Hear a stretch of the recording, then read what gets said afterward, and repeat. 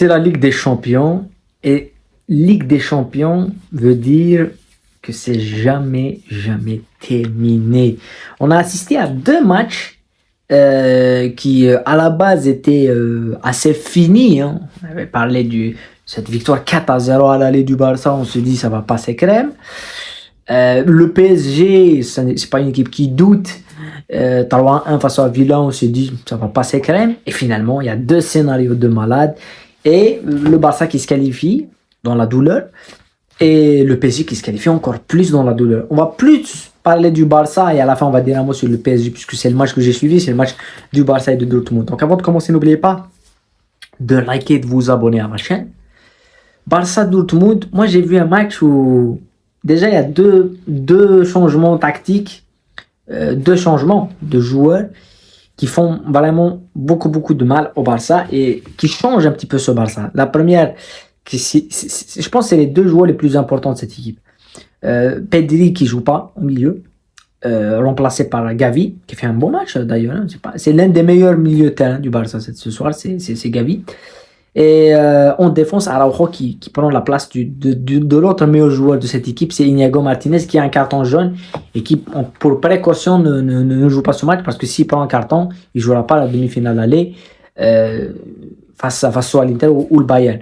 Et donc ces deux changements, ces deux absences sont très compliquées à gérer pour le Barça parce que de une, ils savent que Dortmund va les presser et que le Dortmund va jouer les deuxièmes ballons et va mettre beaucoup plus d'intensité qu'à l'aller et tout, et c'est ce qu'ils ont fait.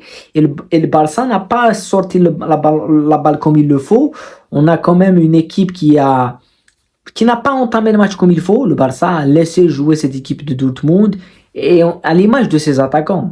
Quand tu vois les attaquants du Barça qui font les efforts, Yamal, Rafinha, Lewandowski, Fermin qui revient bas, aujourd'hui ils l'ont pas fait. Et on a cette équipe coupée en deux, ce qui a facilité la tâche à Dortmund pour marquer ce premier but sur le penalty de la part de Guirassy. Et puis le Barça a géré, ils ont eu des occasions, beaucoup d'occasions, et Dortmund a eu aussi beaucoup d'occasions. Et ils repartent au vestiaire avec un but pour Dortmund. Et on le sentait que le Barça n'était pas en forme, ne met pas la même intensité, le même rythme que mettait Dortmund.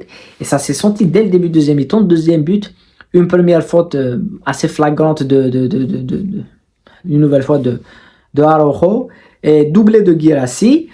Et puis, tu as le but qui remet le Barça dans le...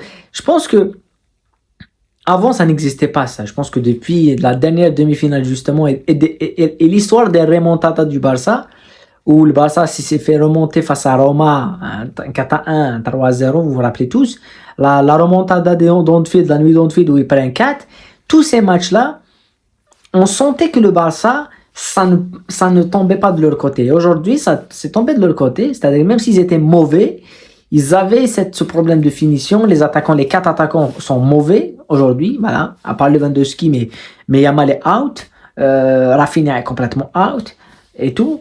Et bien il y a ce but de Ben Sebaini qui marque contre son camp, qui remet le Barça. Et puis derrière, il y a l'entrée de Pedri, et là on voit le Barça remettre le pied sur le ballon et gérer cette fin de match. Et quand tu gères beaucoup, à force de beaucoup gérer, ils ont encaissé un troisième but de Guirassy sur un manque d'impact, une nouvelle fois, manque d'impact de Gérard Martin qui ne met pas de l'intensité sur son attaquant. Et puis c'est Guirassy qui met, voilà, le ballon arrive sur Araujo qui le remet pour Guirassy une nouvelle fois. Donc c'était la totale pour Araujo et c'est 3-1. Et puis là on sentait que Dortmund pouvait faire quelque chose à Signal Iduna Park parce qu'il restait 15 minutes. Il restait 15 minutes avec un temps d'additionnation, donc il restait à peu près 20 minutes. Donc on se disait peut-être que ça allait se faire, mais le Barça a géré. Je pense que, et défensivement, ils ont défendu bas et ils ont géré. C'est vrai que les changements ont été pas... Aujourd'hui c'était un match où je pense que le Barça a quand même eu beaucoup de difficultés. Surtout les changements n'ont pas été à la hauteur parce que faire changer Gavi, je pense que c'était pas le bon choix. Gavi était beaucoup plus présent que De Jong physiquement. Faire sortir Yamal, je pense que c'était plutôt judicieux de faire sortir Rafinha qui était complètement cuit physiquement aussi. On sent, moi je sens cette équipe du Barça un peu moins physiquement. Elle n'est pas au top, au top, au top. Et il se qualifie. Bon, à la fin, l'essentiel c'est de se qualifier. L'essentiel c'est pas de gagner. Voilà, l'essentiel c'est pas toujours de gagner, c'est de se qualifier. C'est ce qu'ils font. Ils se qualifient. Donc maintenant, ils vont jouer une autre équipe, une autre physionomie. Ça serait l'équipe de peut-être l'Inter ou le Bayern. Bon, on ne sait pas si c'est le Bayern ou si c'est l'Inter. Mais en tout cas, ils vont jouer deux styles complètement différents. Mais voilà, c'est une équipe qui... moi, je sens... Il y a le retour de Olmo. C'est une bonne nouvelle pour le Barça. L'absence de Baldé, elle sera problématique. Mais je veux dire une chose, c'est que je pense qu'il y a une semaine, on a un match Betis-Barcelone. Et on a vu une nouvelle fois une erreur sur le corner qui amène le but de Araujo. Face à Benfica, il fait une erreur sur le corner une nouvelle fois.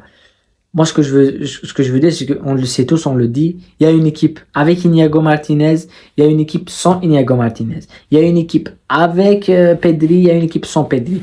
Je pense que dans un match où Iñigo commence et Pedri commence, c'est un meilleur Barça. Voilà, ça. Et je pense qu'aujourd'hui, peut-être il fallait-il commencer avec Pedri et finir avec Gavi, ou finir avec Francky, ça serait la meilleure solution, parce que Pedri est tellement important que c'est pas un joueur que tu peux te permettre de le mettre sur le banc et se dire ça va passer. Voilà, et c'est difficile, c'est l'impact et l'influence qu'il a. Mais voilà. Pour les flops, il y a Araujo, un flop magistral. Il y a Lamine Yamal, flop monumental. Rafinha un peu moins, c'est un flop, mais il n'a pas beaucoup défendu. Il a beaucoup défendu par rapport à Yamal, mais il a raté beaucoup d'occasions. Fermin qui a raté 2 occasions. De Jong qui est cuit physiquement à partir de la 70e minute. Voilà, mais Araujo, c'est Koundé qui fait que donner le ballon à des amis. Et voilà, Joël Martin qui fait une erreur, mais sur l'ensemble, il a fait un match correct. Pour moi, les tops, c'est bien évidemment Koubarsi, match monstrueux de Koubarsi, quel joueur. Et bien évidemment Gavi, très bon match. Fermin, il était à l'initiative. Mais Koubarsi, oui, Koubarsi, je mettrais Koubarsi. Je mettrais la rentrée de Pedri, elle amène quelque chose. Mais physiquement, cette équipe souffre, elle va souffrir. Pour moi, c'est pas, moi, je l'ai dit depuis le début, pour moi, le Barça, il y a beaucoup de gens qui vont venir, vont te dire, ah, ouais, toi, t'es fan du Barça. Je suis fan du jeu du Barça. J'aime le jeu du Barça. Et je pense pas qu'ils vont gagner la Ligue des Champions. Moi, c'est pas mon favori. Moi, je vois Arsenal peut-être si. Moi, je pense que celui qui gagne la Ligue des Champions, c'est soit l'Inter, si l'Inter se qualifie, soit le vainqueur entre Arsenal et le Real. Si c'est Arsenal qui passe, c'est Arsenal. Si c'est le Real, c'est le Real. Après, il y a PSG aussi, c'est conclu. Mais le Barça a beaucoup plus de faiblesse collective. En matière de banc, ils n'ont pas un banc. Par exemple, tu fais sortir Yamal, t'as personne. Tu fais sortir Rafinha, t'as personne. T'as pas de doublure. Même Lewandowski, t'as Ferran. C'est tout. C'est peu, c'est très peu. On le voit, la blessure de Baldé va handicaper totalement cette équipe. Le PSG qui s'incline face à Aston Villa, on est mené 2-0. Ils ont mené 2-0, ils se font prendre à 3 buts, ils encaissent 3 buts aussi. Donc ce qui prouve aussi que la Ligue des Champions, c'est la compétition où rien n'est terminé, rien n'est fini. Moi, je sentais que cette équipe du PSG allait être supérieure. Et comme au Barça, comme avec le Barça, ils ont laissé passer, ils ont cru qu'ils étaient qualifiés, ils se font manger 3 buts, ce qui est quelque chose d'inattendu, de complètement inattendu.